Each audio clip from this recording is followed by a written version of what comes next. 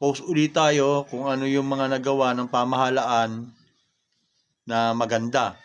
Ngayon, pag-usapan muna natin yung tungkol dun sa napanood natin sa Kongreso na yung witness ni Ramil Madriaga dun sa impeachment trial na mangyayari kay BP Sara kung papanhik siya sa Senado, yung kanyang kaso.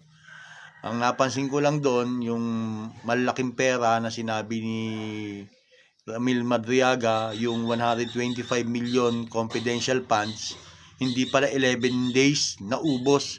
Wala pang 24 oras, 18 hours lang naubos na-dispose na yung 125 million. Antindi, di ba?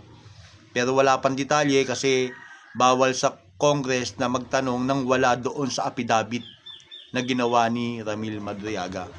Ngayon, eto ang hinangaan ko sa kanya, talagang yung kanyang bank account, magbibigay siya ng waiver. No, wala siyang itinatago.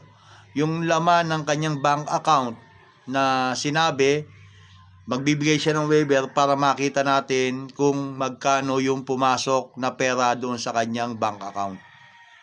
Yan, isa na yung puntos na yon na talagang nagsasabi siya ng totoo kasi walang tao na nagsisinungaling na pabubuksan mo yung iyong bank account pagkatapos wala namang makikita.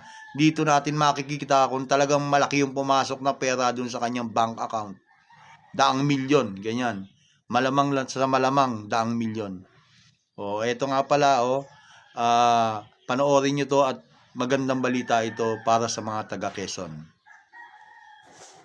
Itsura niyan. 2 months ago lang, sabi ng mga residente, bumabagal daw talaga dito kasi gitna lang daw yung medyo maayos-ayos ng konti. Ang laking traffic, dahil bumabagal sila, mas malaki pa konsumo ng gasolina nila. 6 years ako dito sa shop na ito. Halos lubak-lubak yan sa tapat ko. Nag-aksidente pa nga mga motor dyan eh. Yan sa tapat mo yan. Oo, grabe. Ngayon okay na. Maganda, ginhawan takbo eh. Sir, basta ayusin na namin to. Hanggang Lucena to, hanggang Bicol, titirahin na namin to na maayos.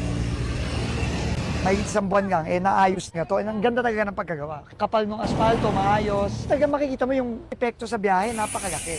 Pauulitin ko lang yung sinabi ni PBBM. Pinipilit natin ayusin yung mga kalye para menos konsumo ng gasolina. Pinaka-importante, menos yung gastos ng mga kababayan natin. At